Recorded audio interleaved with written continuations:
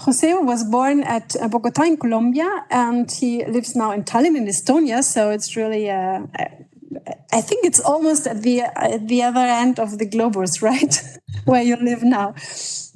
And he has a bachelor and master of fine arts from the Universidad Jorge Tadeo Lozano in Bogota, right? And he also made a Kuno training scholarship in Reykjavik in Iceland. So that's completely, again, another cultural background.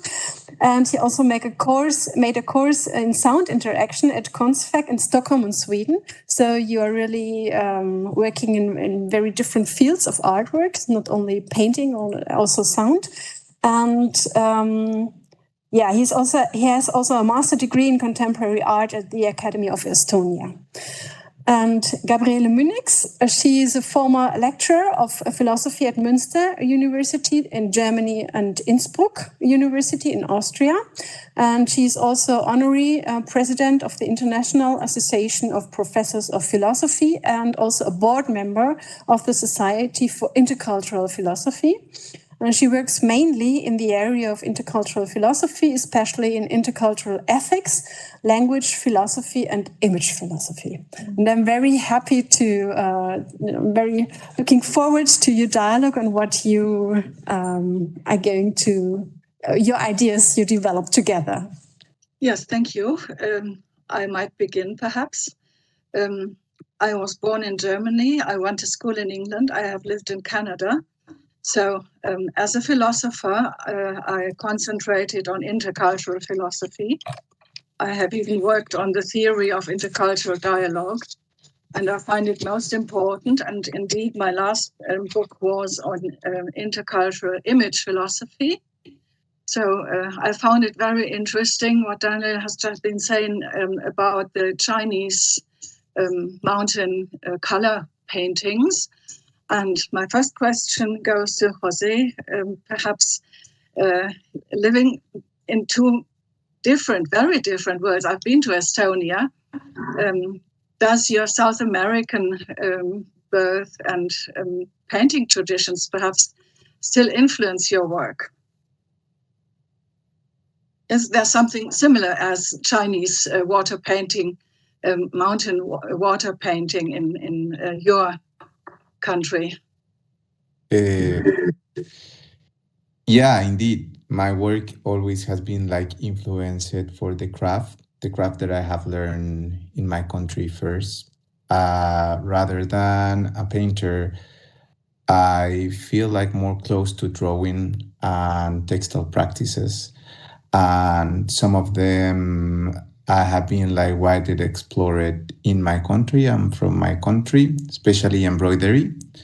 So indeed, being in Estonian has been a really interesting contrast where I can find different ways to explore these kind of textile practices that I brought from my country in the first place, to integrate them and question them with the craft itself that I have learned here, fortunately, in Estonia, indeed.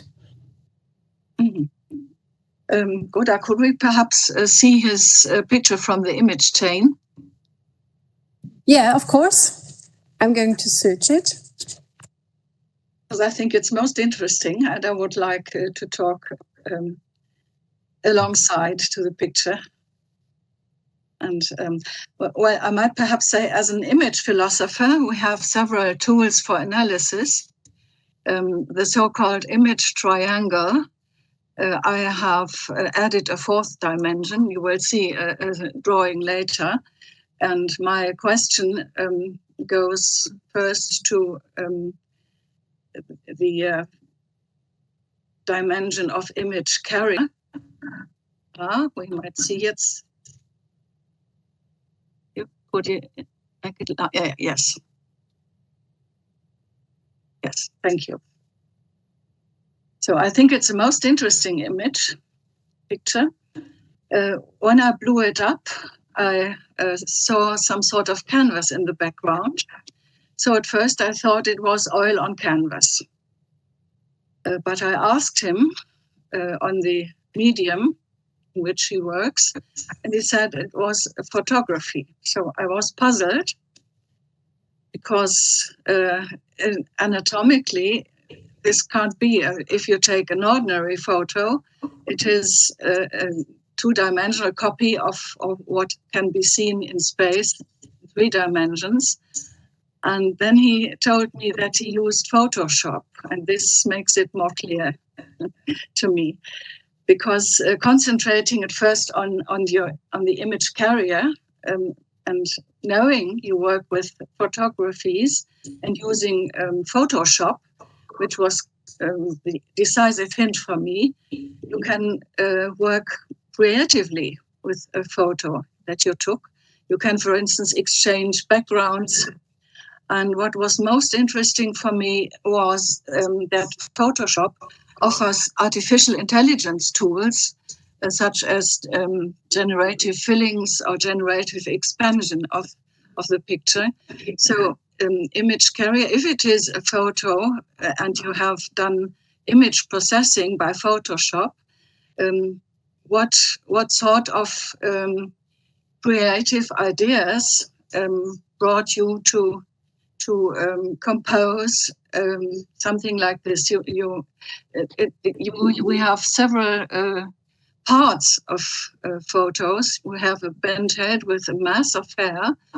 We have something in black leather in the center of the picture, which looks like a beavage, a décolleté, or perhaps not, because I was very puzzled when he told me that indeed his model was a man and not a woman. So perhaps he intended a certain ambiguity, and perhaps you can't see it in the right edge below. He composed something into the picture. It's a badge from Slovakia with the double cross. But we come to the contents later. First, I would like to ask you about the technique. How do you use Photoshop to do image processing? And in the left upper edge, I think there is something that is not done by Photoshop. You told me it has been dripping color. Perhaps you could talk about this image carrier, the medium in which you work, and how you use the tools of Photoshop. Yeah. Well, first of all, I gather different elements in order to compose in live mood the picture. So I ask someone to be my model. I drip the painting and let it dry. I select the background too with the texture that can imitate the texture of a canvas, and Photoshop helped me to, let's say, put all the elements together in a coherent way. I think like when I received the image that I have to reply, and when we have like these premises of composition, colors, and so on as a rules, make me think what would be like the honest way that I can approach these elements, and how I actually could fit with my own interest to reply something that somehow didn't come from a particular background that I was interested in, or a topic that I could easily identify. So indeed, I thought in the first place how the painting came to me in photography, right? How the photography itself was like playing all these human traits that a painting itself bring to us and communicate to us, right? To lead the question from where I composed this response about what happened with the body behind the painting. How could be that body, and how I can let's say, like roll out my imagination, thinking of how this body compose these images, right? To transform the photography and my analog composition in the space, to take a plain picture as a almost rather like a X-rayed image of that body and perhaps all what it was passing through that body.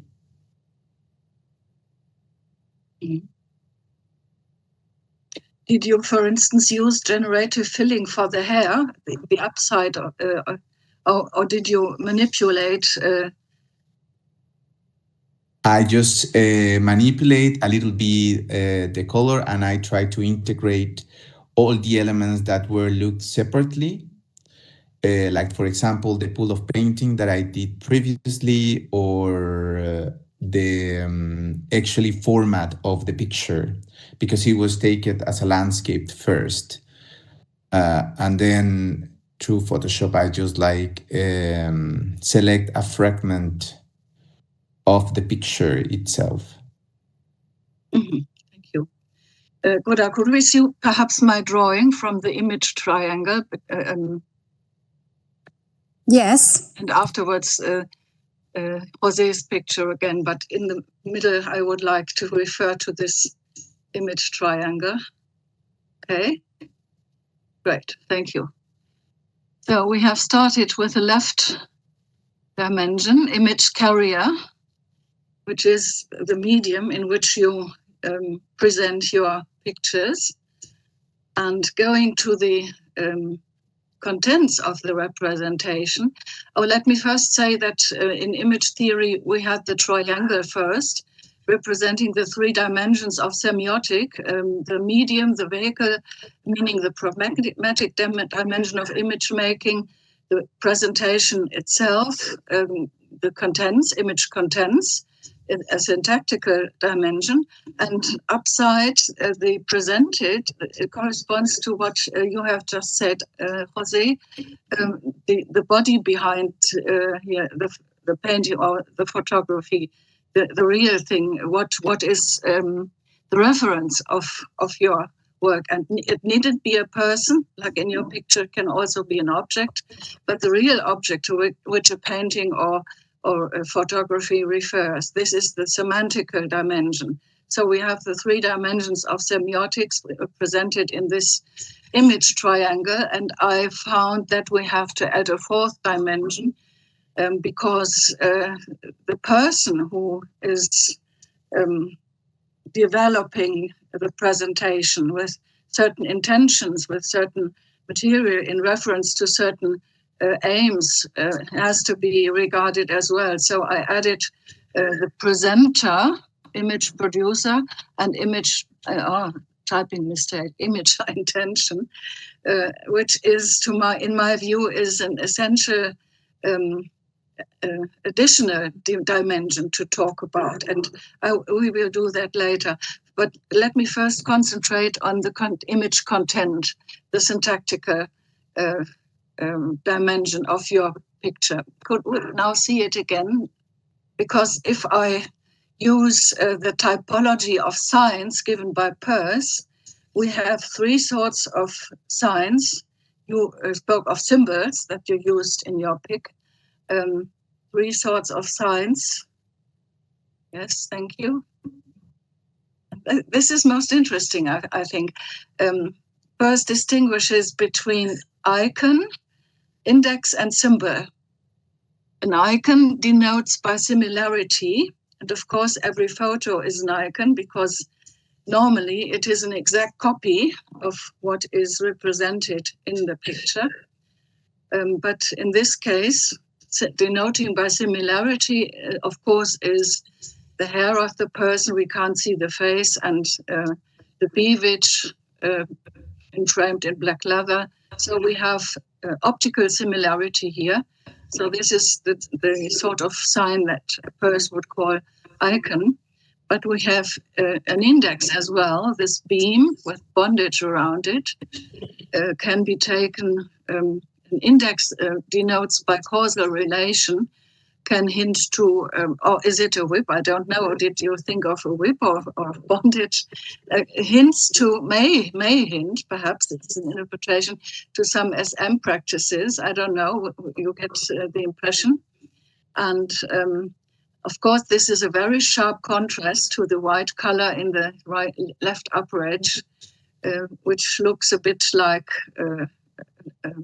sheep or dog. But you said it came about quite accidentally, the form. But the colors have symbolic value as well. So white stands for innocence and black not. And we have another sort of sign in this picture. We can't see, yes, in the right lower edge. It's the badge from Slovakia showing the double cross, the Orthodox double cross. And now for me, it's quite interesting. The third sort of sign in Perse denotes not with a causal relation, but you put it deliberately. So what did you think in using this tattoo with the Orthodox double cross, which normally stands for death and redemption, but perhaps you had other things in mind to combine this tattoo into this picture? Well, when I leave the tattoo of the model that kindly decided to collaborate me, was because I was interested in somehow take whatever the person was posing, bring to them, right? In a sort of way to, I wouldn't say it's about, or yeah, I will say that is respect this kind of body as something that it's alive and belong, right? When you mention about the cross, that meaning this kind of death and life itself, make me think in the very core of my practice that always is close by to tactility and always use the body itself as a language in order to I don't know if the word it's theorized, but to use practice like painting or drawing as a sort of way of think physically in things, right? And I think the very core of that for me is the big questions about existence itself. No, because I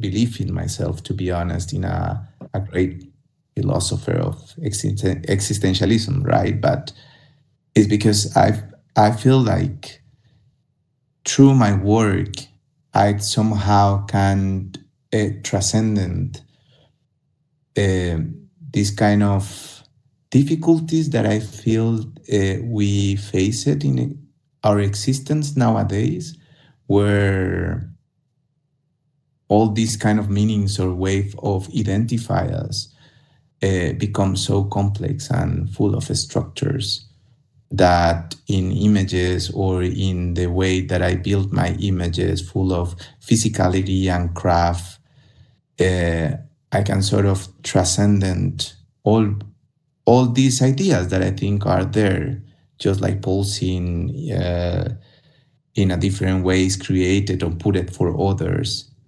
to actually see beyond that.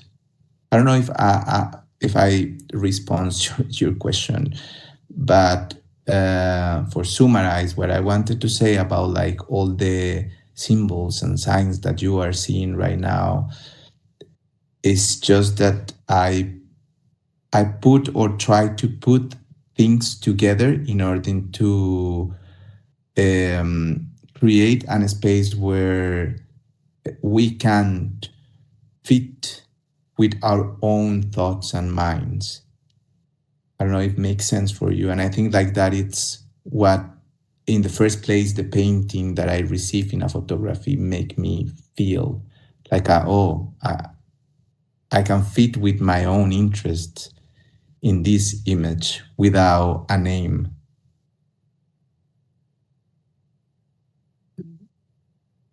What interests me now is, did you combine the badge of Slovakia with the double cross, or was it, or did the person that you depicted had this tattoo, him or herself?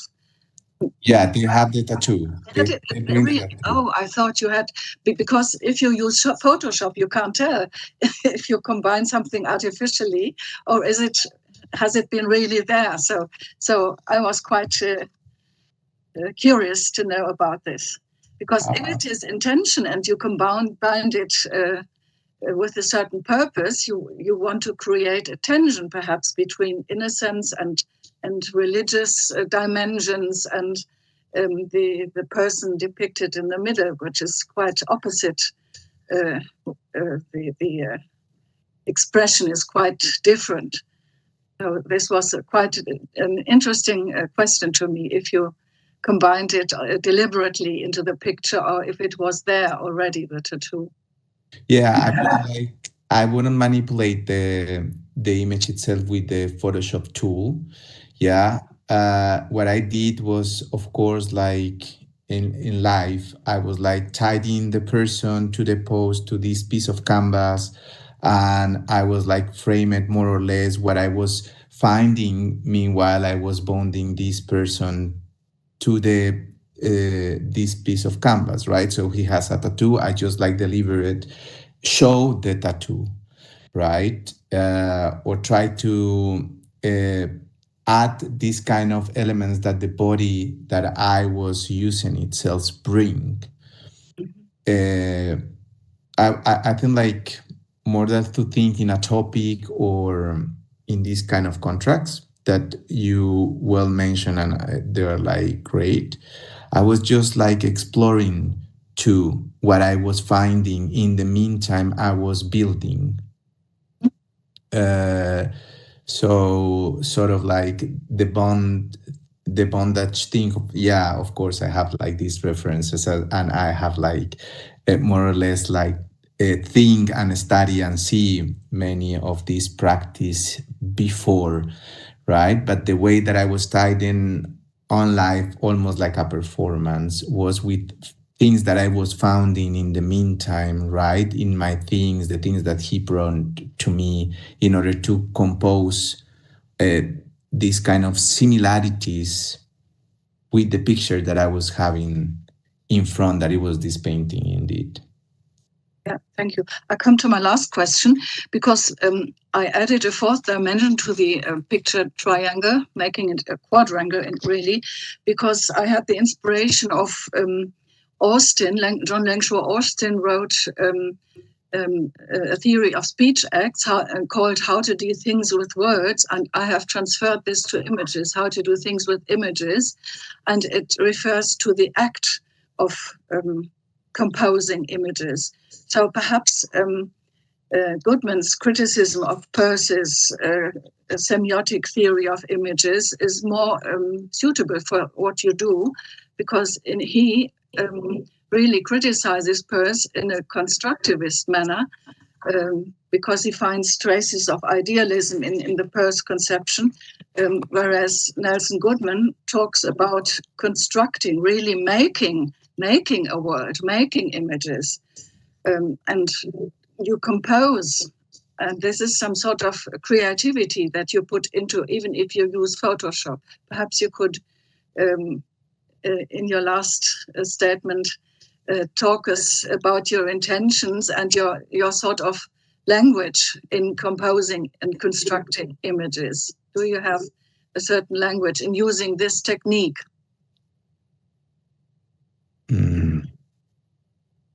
Picture language, of course. Yeah. Well, I will say that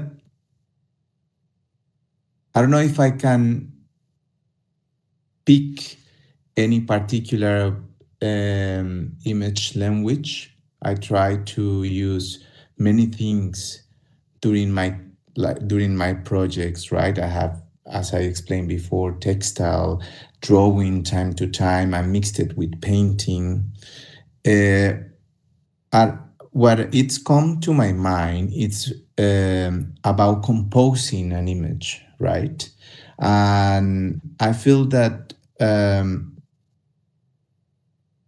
my disciplines, because I try to practice every day, a big present that theatrical studies give me, right? Like the discipline to do something repetitive in order to get it, is that somehow I feel like when I think in painting, in this case with this particular image, I was thinking in layers, in how whatever I wanted to present or do in response could be lead for this idea, very first idea of think in painting as a construction of layers, layers that go by one over one until show something, right? So I more or less like think regarding the image that I compose like that, like the same with textiles. When I use textiles in compose images, right? It's